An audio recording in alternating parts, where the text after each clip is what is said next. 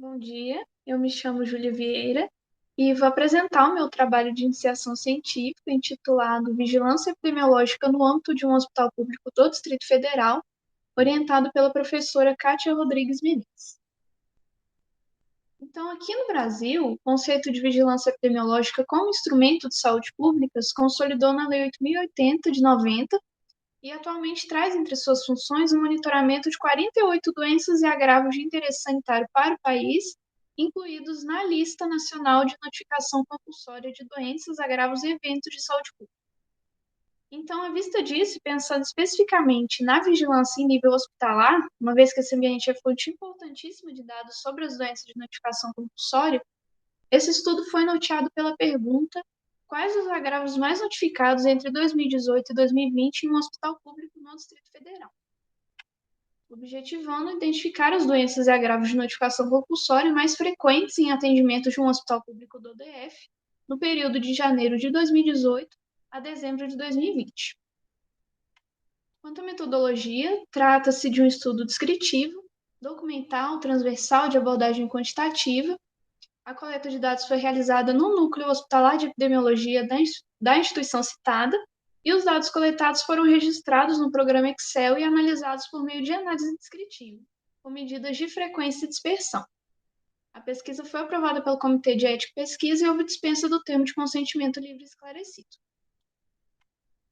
Então, entre 2018 e 2020, o Núcleo Hospitalar de Epidemiologia avaliou 295.104 guias de atendimento de emergência, sendo notificados 5.013 casos de doenças de notificação compulsória, envolvendo 28 agravos.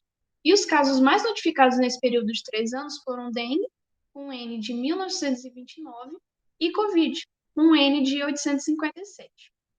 Eu ressalto que, apesar da Covid-19 não fazer parte da lista atual de doenças de notificação compulsória, ela foi computada entre os agravos mais notificados diante da sua relevância para a saúde pública. Então, diante do número expressivo de casos, optou-se por aprofundar a descrição de cada um deles. A dengue ocupou o primeiro lugar em casos notificados no período em questão. O perfil epidemiológico aponta uma maior incidência de casos em indivíduos habitantes da região centro-sul da cidade, sexo feminino, e na faixa etária de 20 a 39 anos, sendo 2020 um ano de maior registro, com 895 casos.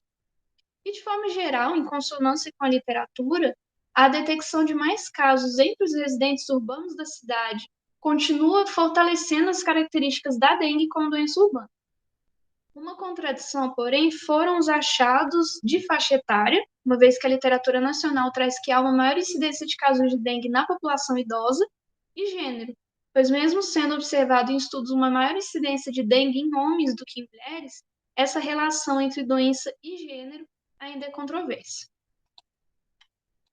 Ademais, além das epidemias de dengue enfrentadas pelo Brasil, a epidemia de Covid-19 se fez outro desafio a ser enfrentado pelo país, sendo considerada emergência de saúde pública de importância nacional pelo Ministério da Saúde. Então, em 2020, foram registrados 857 casos positivos de Covid-19 na região estudada.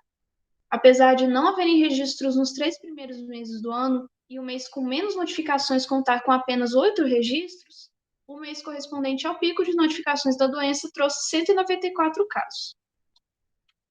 E a partir disso, é interessante enfatizar também que alguns estudos sobre a ocorrência simultânea de dengue e Covid observaram que esses pacientes evoluíram para quadros clínicos mais graves, sendo visível, então, que o sistema de vigilância epidemiológica desempenha um papel fundamental, porque, além de identificar esses casos graves, também pode detectar o aumento de casos e contribuir na diminuição da expansão desses agravos, bem como notar possíveis alterações nas características epidemiológicas. Por fim, conclui-se que o estudo permitiu o conhecimento da situação epidemiológica da região centro-sul do Distrito Federal, indicando a importância da notificação das doenças de notificação compulsória e a necessidade de se intensificar seu registro. Além de esperar contribuir na sensibilização dos profissionais de saúde para a notificação dos casos, esse trabalho demonstra a importância da realização de mais estudos sobre a temática. Essas foram as referências utilizadas.